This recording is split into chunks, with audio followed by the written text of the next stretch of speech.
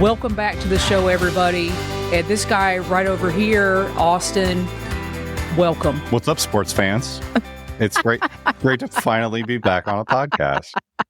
On a podcast, indeed. We have some explaining to do tonight. We are going to give you guys some updates. We're going to go over what we've got going on our new documentary that we are... I mean, Austin, how excited are we about our new documentary? Yeah, it's going to be pretty awesome. Not gonna lie. He's so calm right now. I mean, I'm like pumped up, and he's really calm about it. So we're going to go over that. And then Austin is going to be sharing with us at the tail end of the show what happened on his recent 3-day trek on segment 3 of the Mountains of Sea Trail. That has nothing to do with anything else that we're talking about. It's just fresh in my mind. So I just want to hear about it because, you know, we've all had some crazy adventures out on the trail. And for a lot of us, that's what we like to do, have crazy adventures out on the trail. And actually, this is probably the best thing for us to do is to read this. And it'll tell you guys exactly what we're doing.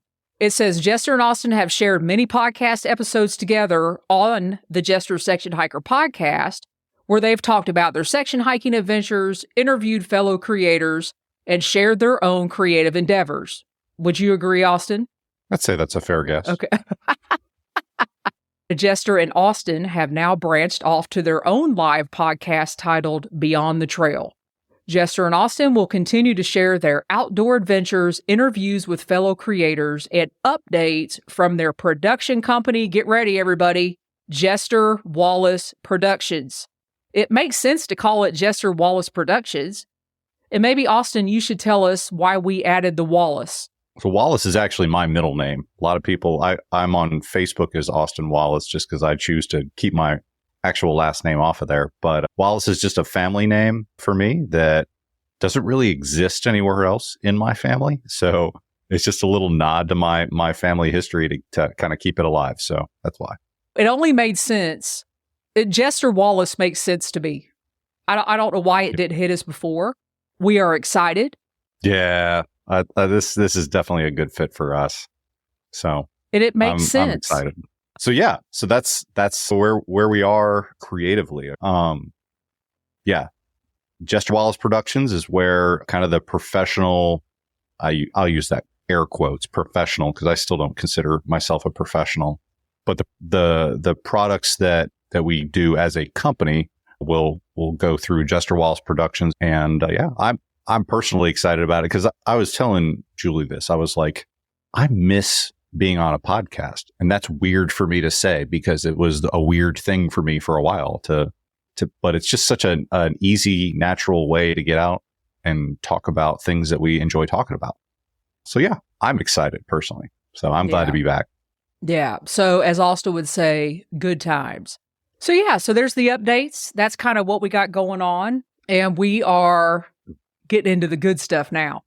We started production on our documentary this year. And already, you guys, if you have been on social media, Instagram, I've put out some teasers out there. Our partner, that's the other thing. Wim at Hiker Metals is still with us. He's full force with us, working with us on our documentary. And should we talk about Hiker Metals now or should we wait? Yeah. So I think, let's talk about Hiker Metals now because Wim is partnering with us on a few different things. And so from a personal standpoint, we got to meet Wim last weekend, whatever it was. We got to meet. I didn't tell you. Wim gave me this. Look at that. Last weekend. Shiny. This is the new AT metal from Hiker Metals. That's pretty classy right there. And I'll show you the old one. This is the one that I got in 2017. On the back of it, it says, I'm done. Well, you're not done. That was a lie. So Hiker Metals is partnering with us for a couple of different projects. The project that we're putting all of our time and effort into right now. I don't think we'll say everything but the name. Don't say the name yet. So the name we're going to keep close. If you're in the inner circle, you probably already know the name. The documentary is going to be about the Haywood County Search and Rescue Team.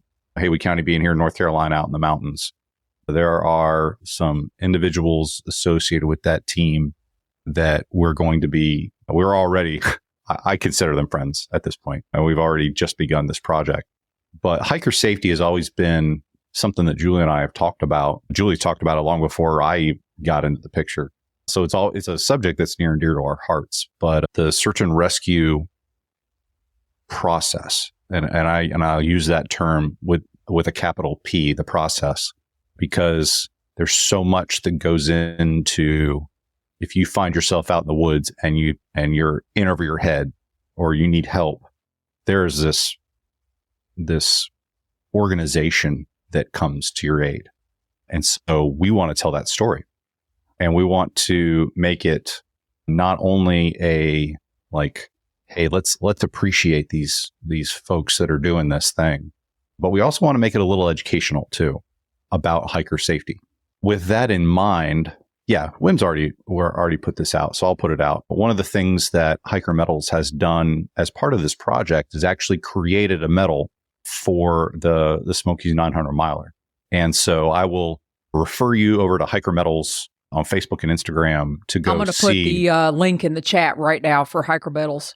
Yeah, but the work that WIM put into that medal definitely shows. I mean, that is unbelievable. Just the level of detail and the obvious care that he puts into the design really comes out. And so a portion of the sales from that medal, 10% are going to the Western North Carolina Wilderness Safety Fund.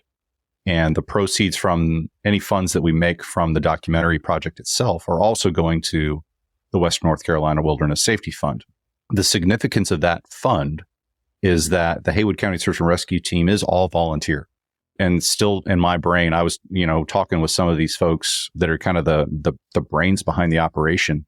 And it just boggled my mind that there was little to no government funding. I was like, but if somebody calls 911, you're going to come. So why is there no government funding? So the Wilderness Safety Fund is their way of funding their projects, buying gear, because these folks are going out in some pretty austere environments. They just did a rescue last week. It was actually the same time I was out freezing my tail off. And it was, in the 20s, and the wind is whipping, and they just go out in all the weather that you don't want to go out in is what they're out in operating, trying to find somebody to bring them home. So you need legitimate gear for that.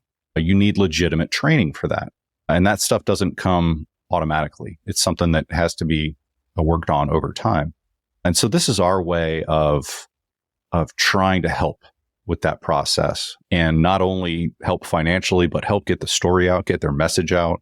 I could not be more proud and more excited to be working on this project, because I think it has the potential to really impact a lot of folks and make a positive impact on the hiker community in general.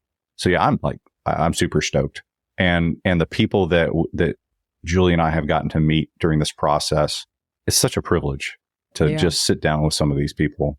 What's impacted me is the reason these individuals join a search and rescue team, knowing that it's all volunteer, knowing the training they have to put in, the certifications they have to achieve to do this. It's been eye-opening for me, because one of the things that I think about as a hiker, that because a close family friend of mine went missing, Chris Sherpa Fowler, is what it takes on the back end for these search and rescue teams to actually go out and find you. And that is one of the things that we want to feature that I don't think hikers think about. That'll be a small part of it as well. So we are excited.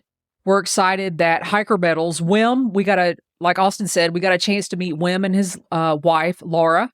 They flew from Texas to be with us for the weekend, and WIM took a lot of footage that weekend, and they're right there with us, and I totally appreciate it.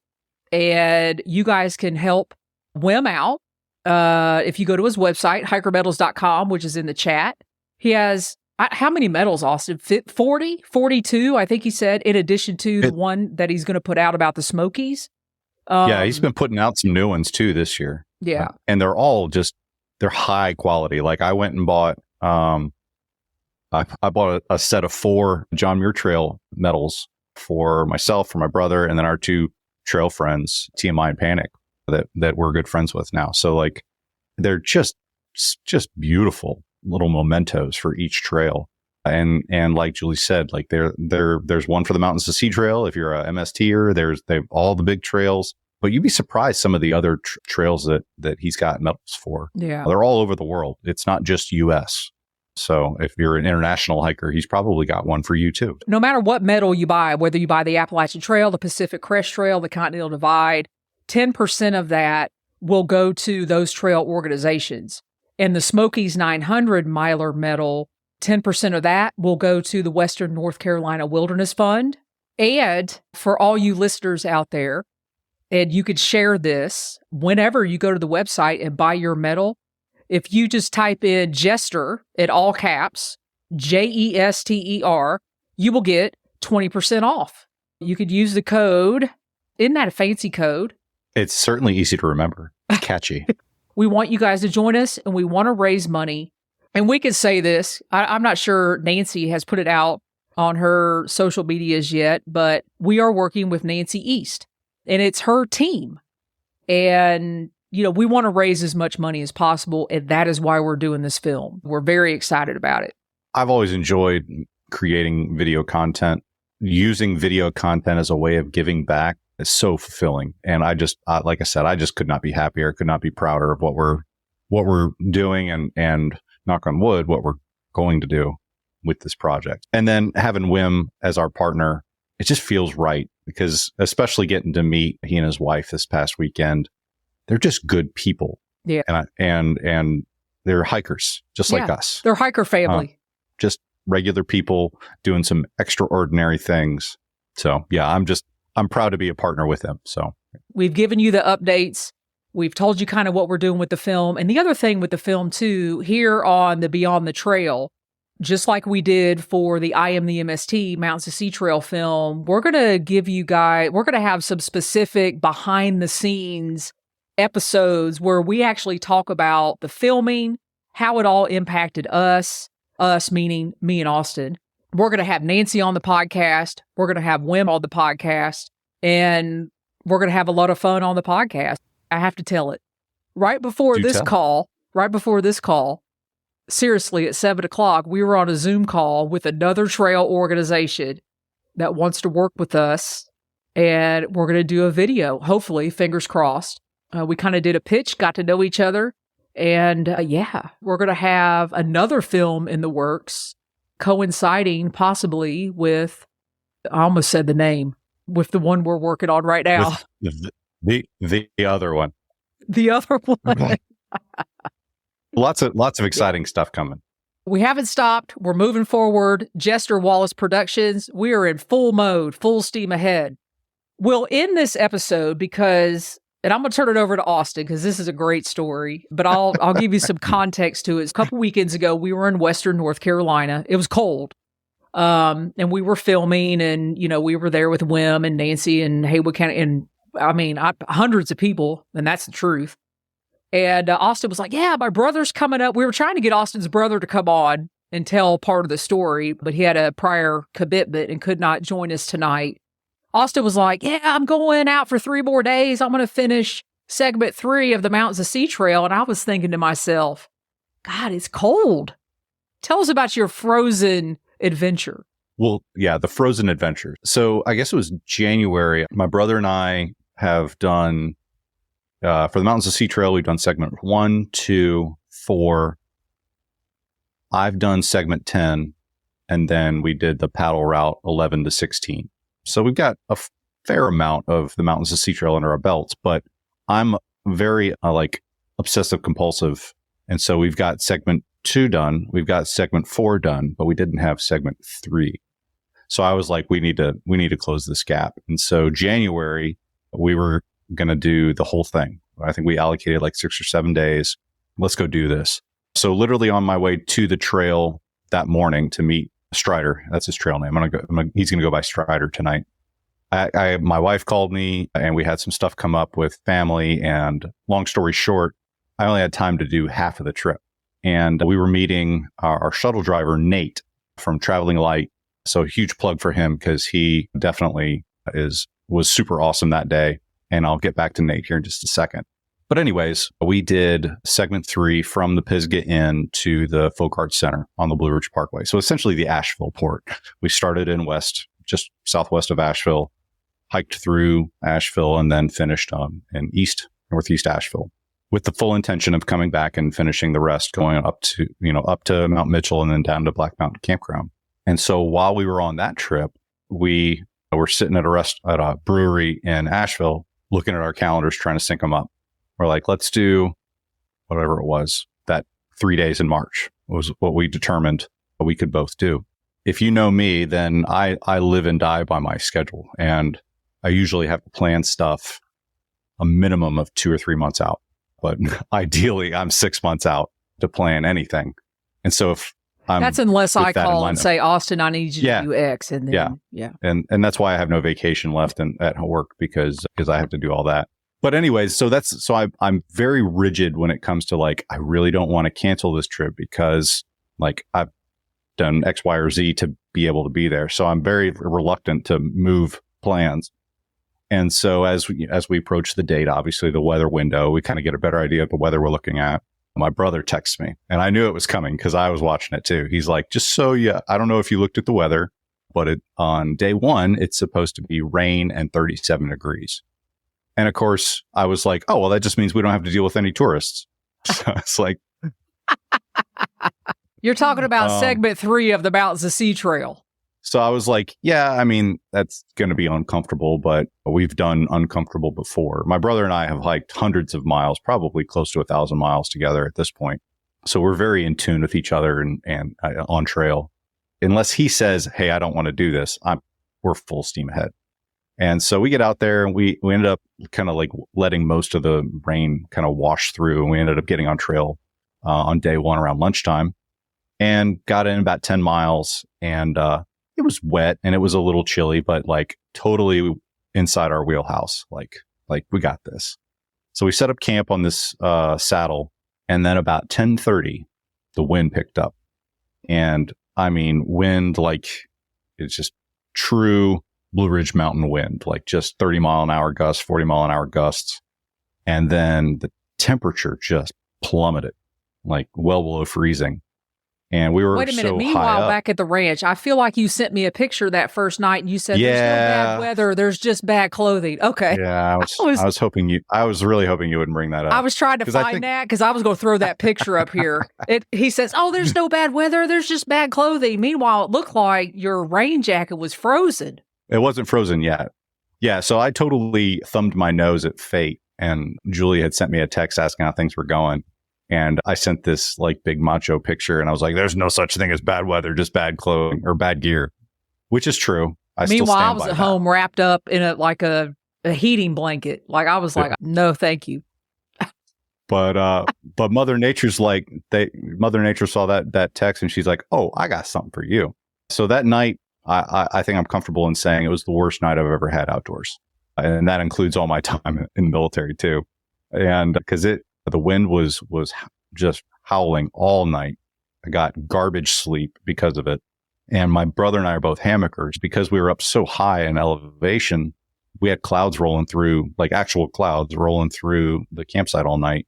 The downside of that was that our tarps, even though it wasn't really raining, our tarps were doing nothing for us as far as keeping stuff dry. The hammock was all wet. The moisture had gotten into my hammock itself. And so the top of my sleeping bag was wet. Bad news. We had over dinner the night before talked like, hey, let's try to step off on trail about 8:00 tomorrow because we had planned on doing 16 miles for day 2. We've done that's a high mileage day for us, but it's definitely doable. We've done that before. 6:30 rolled around and the wind had not died down at all. It was just frigid temperatures. Well, I got a question. At any point that night, did you say we got to get up and start walking or something? No, I wasn't there yet because my brother and I were prepared for cold weather. Like we both had our winter sleeping bags. We were both bundled up, and so as long as we were in the bags, we were good. Yeah. But I knew breaking down camp was going to suck a little extra, and so I forced myself out of bed at 6:30. It's still dark, and just started slowly rolling stuff up. But the problem was with the moisture and the temperature, everything was frozen. Like the straps for my trekking poles were like just frozen. They were rock solid. The straps for the hammock were all frozen. So, I mean, just everything was rigid and solid. Just trying to roll stuff up. I could only get, a couple, like when I'm rolling my tarp up, I have a snake skin for my tarp, and I would only be able to get like a couple of rolls in before my hands were just like pins and needles, and I had to stop and I had to put my hands in my crotch. That was the warmest place I could think of, and warm my hands up just because they hurt so much. I mean, we're talking, it's not just cold at this point. This is like real pain.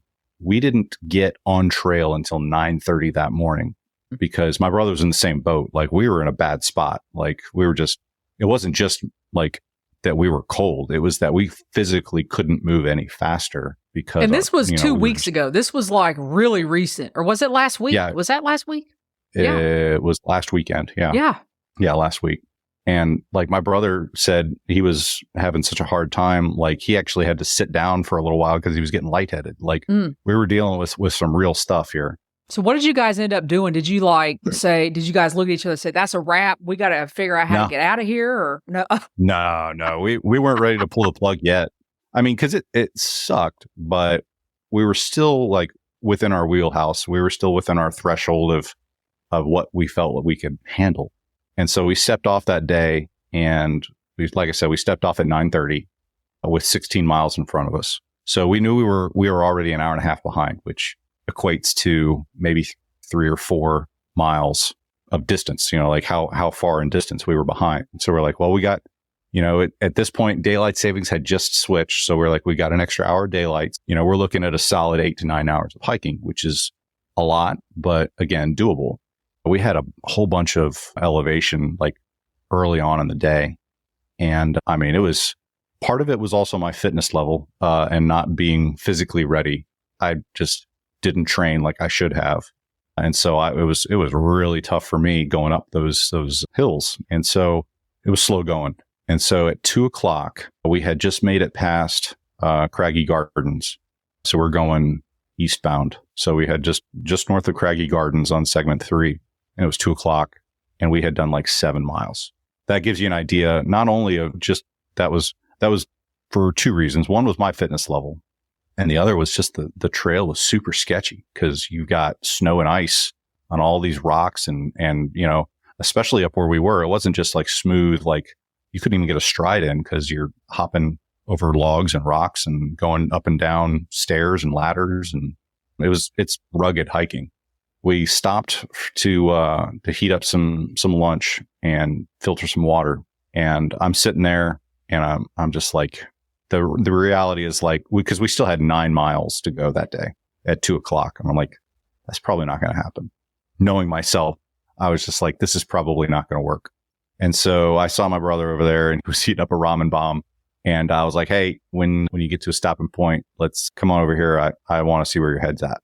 When he came over, and I was like, I think I might have bit off more than I could chew on this trip. So he already knew before I said anything.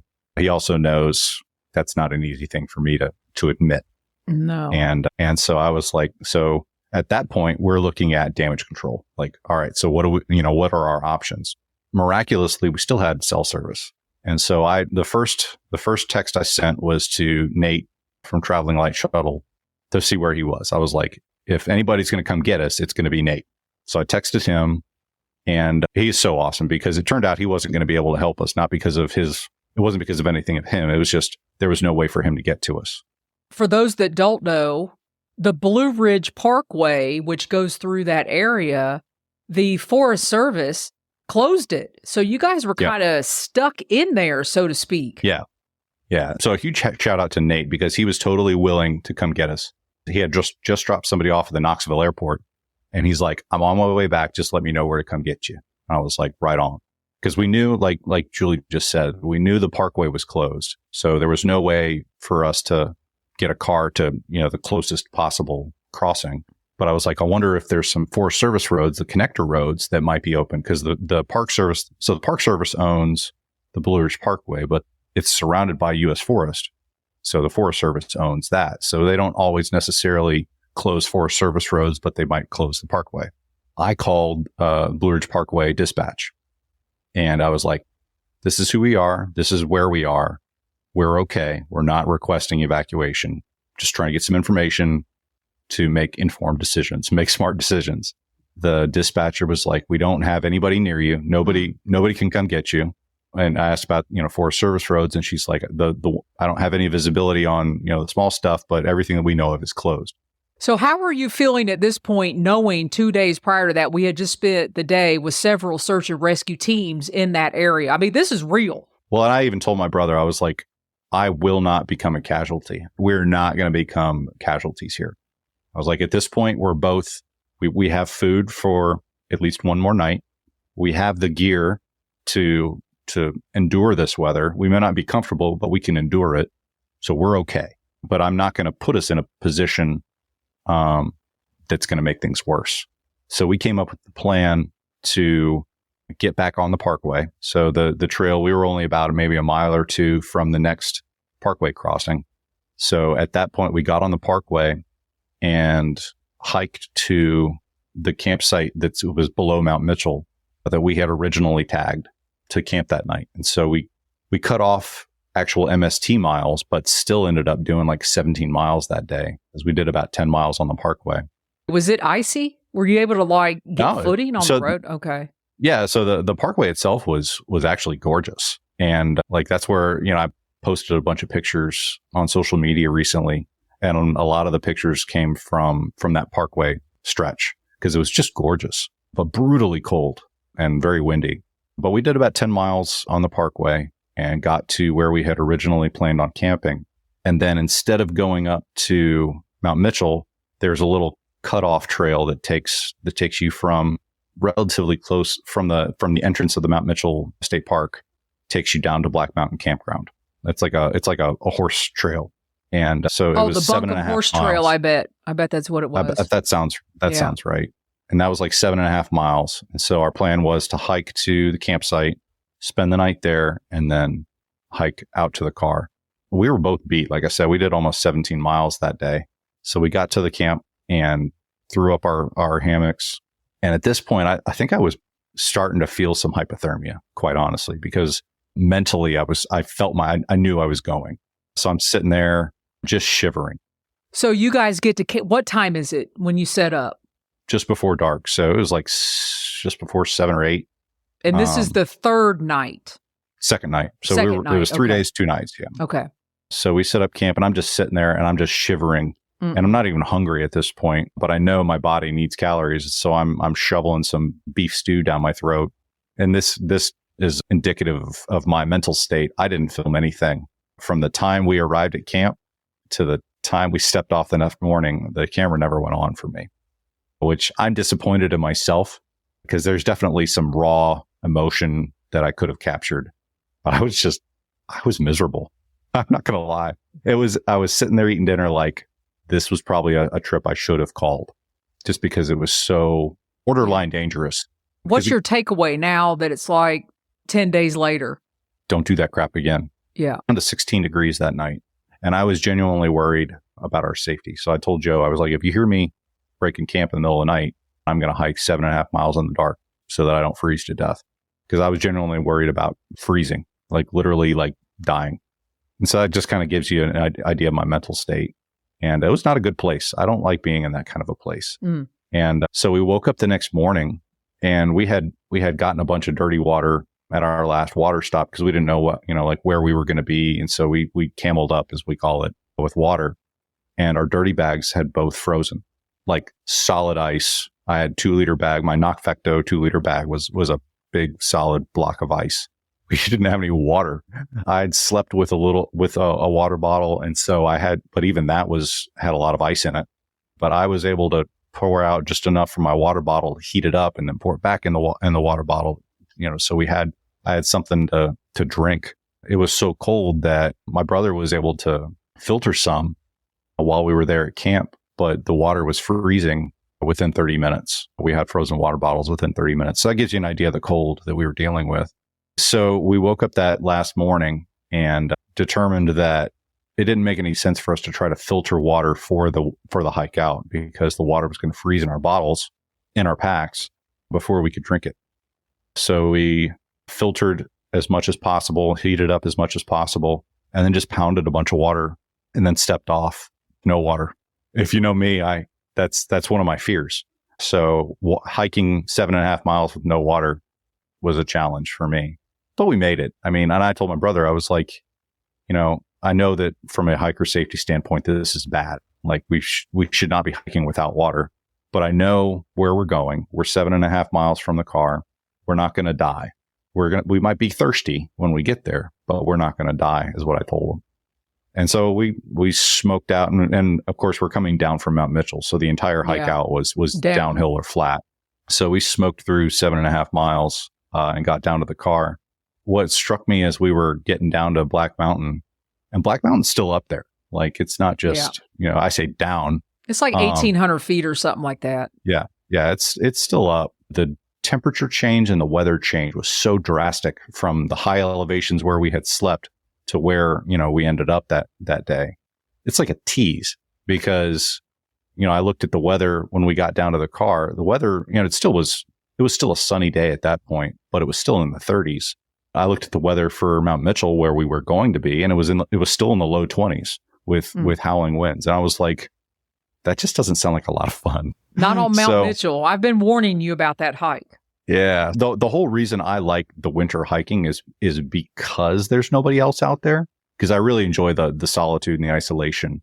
But that hike, the solitude and isolation actually came back to bite us a little bit because we were so isolated that we ended up there was nobody to come. Like if we needed legitimate help, there was nobody to come get us.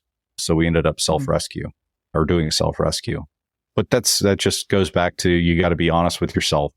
I needed to be honest with myself and make sound decisions to not make a bad situation worse.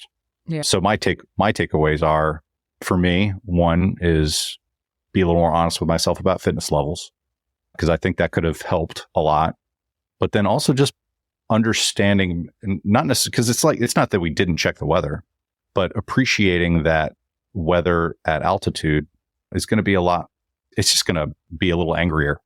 And so the cold, the wind, the precipitation is just going to be a little angrier when you're up there. Yeah. And so just respecting it, I think was my big takeaway. So we'll be back. We're going to finish off the last little bit that we skipped when we got on the Parkway. I was going to ask you because I know what I would have to do. It'd be killing me in my brain right now. Like, there's no way I got to go back and do. So, well, my brother was you're going to go back and do. Yeah, my brother was like, technically we have covered these miles. You don't have to hike the trail because Joe, the Parkway. No. Yeah, no. I told him, I was like, absolutely not. Well, we're going to go do them no matter what. You don't have to do them, but I just know as hikers, I want to. Yeah, because it's a totally different experience hiking on the trail versus hiking on the road. Every step, I told Joe, I was like, we're going back. Literally, we have to step where we came off trail, and then we have to walk the however many feet across the Parkway there. I mean, we can't skip a beat. Well, we need to put a hashtag out there. Hashtag Joe must go. We're done with winter hikes for a little while. But you know what, Austin? I think we're good. Yep. I think everybody understands what we're doing. We've got Beyond the Trail. We've got Jester Wallis Productions. We've got our films going. Thanks for listening. Honestly, right now, go over hikermetals.com, Jester, all caps, 20% off. You don't have to wait until the film comes out to give the Western North Carolina Safety Fund a donation for all the wonderful things that they do in Western North Carolina with keeping hikers safe, for going out and getting you safe off the trail and bringing you back out alive. And we're so glad that was not you, Austin. I am so glad Nancy and her crew did not have to come out and save you and your brother. I would have been absolutely humiliated. I'm not going to lie. We're just going to sign off like we normally do. And I'm going to tell you guys, be safe out there. And Austin's going to tell you guys, good times.